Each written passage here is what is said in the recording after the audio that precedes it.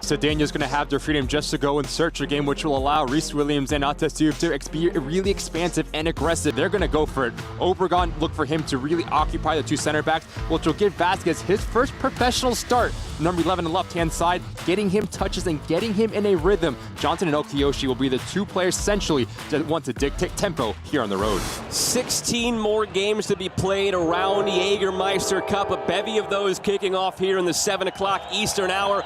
Far too many situations than we can actually calculate and give you, but the case is simple for Detroit City. They must win, and away we go with Detroit City from left to right in the rouge, and Westchester from right to left in the white with the yellow trim. There's no definitive way of saying that until seeing how the other results materialize. But their target's right around that 3-goal mark today in a victory. Here's Diouf going for goal, almost the first of the couple they're looking for. Gives him the ability to be isolated. Now he has the defender at his mercy. He can go down to the end line. He can cut centrally. Good action, aggressive action from the young attacking player for Detroit City. But once he approaches this ball, his shoulders go back. Williams serving, deflected, read well by Yamazaki, brought down, laid it off for Chapman, deflected over the bar. Corner coming for Detroit City. Nice flurry here in stoppage time. Get themselves in a dangerous area. Now it comes down to decision making for Yamazaki, understanding that Jay Chapman can just run up. Cedeño swings in the corner, back post. Amoo-Mensah was held. Penalty! He couldn't quite get up for it. Seeing quality service from a corner kick from Cedeño to that back post. And I'll tell you what, Obregón Jr. has a handful of the jersey of Devon Amoo-Mensah. Go out and attack this ball. It's a clear pen.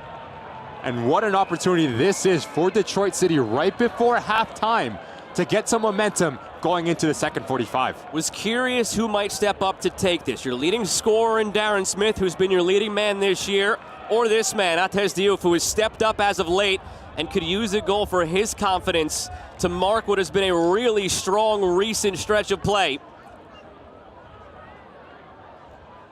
It'll be Diouf against Andrew Hammersley. He scored 2 games ago in the regular season, Diouf. In stoppage, Diouf scores! Just beyond the reach of Hammersley. Detroit City have life in the wild card chase. So 12 yards out we go. He actually slips when he does approach this ball, but hits it well enough to get it just by the outstretched arm. 2 shots, nothing on target yet for Westchester. Obregón goes for a goal, nearly surprising Sheldon. And now tempers flaring here. It has been boiling here in this half. Yamazaki goes down easily, more shoves ensue. Palma's already on a yellow, and he's the one who helped ignite this. So something to decide here for our referee. The catalyst for this whole scuffle was Palma, who's being pulled away now by his teammate.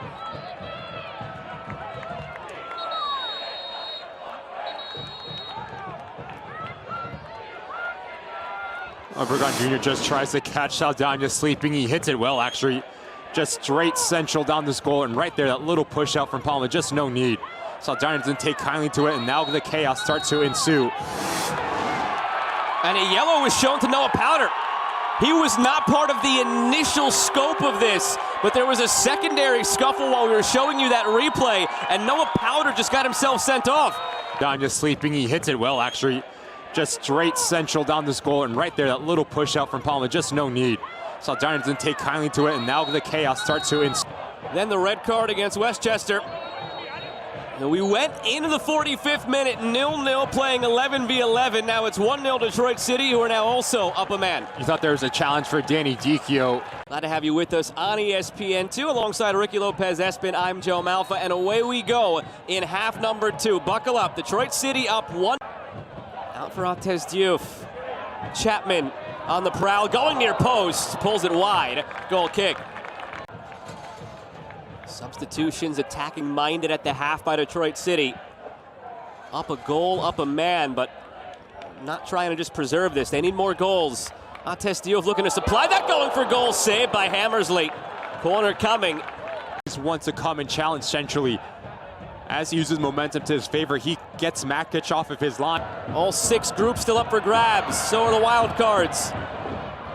Detroit City must win and get some help to be alive in the wild card chase. Up a goal, up a man, looking for more now from this corner.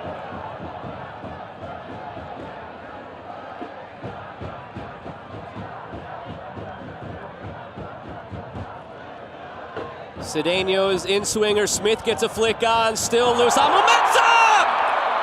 One of the club favorites delivering for Le Rouge!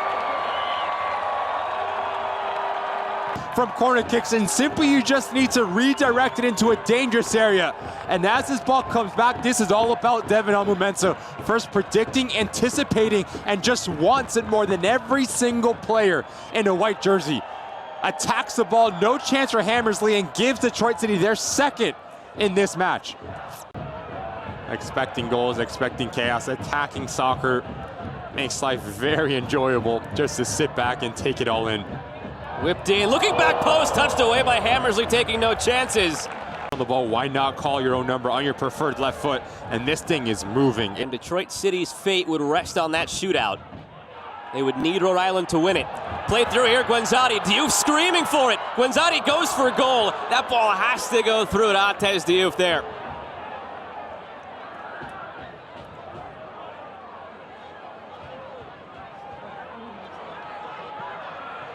What a golden opportunity that is from Guenzatti, and a player of his experience has to pick up his head and see Diouf in acres of space.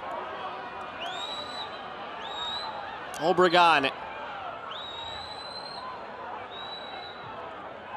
On it again, Jeciel Obregón.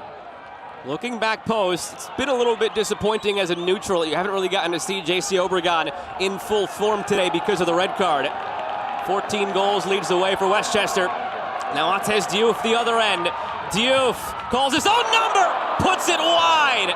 For Detroit City, Diouf you have Ryan Williams making this near post run. You have Darren Smith and Sebastián Guenzatti all alone at that far post. If you cut Sentry and you become selfish here, you need to hit you're close in proximity, so picking out a corner is your best bet. Here's Manchano debuting for Westchester, the 16-year-old, saved by Saldana. That is how you endear yourself to your manager. Either that or a goal from elsewhere in stoppage time by Rhode Island. Jope. Cedeño delivering back post. Guenzatti hanging loose in front. They put it home. Matt Sheldon gives Detroit City more life near the death. To this game, Matt Sheldon, just with his quality, his work rate, but also the recognition of as this ball comes wide to Guenzatti, you need to secondary action and crash towards that far post. Great ball back across from Sebastián Guenzatti to understand, I don't have an angle, but I have two teammates that are in a better body position. If I just put this thing into the mixer. And there is the final whistle. Detroit City gave it a valiant charge, winning this one 3-0 at home. But with Rhode Island, Hartford going to penalties, and the scores as they are not eligible for a wild card spot.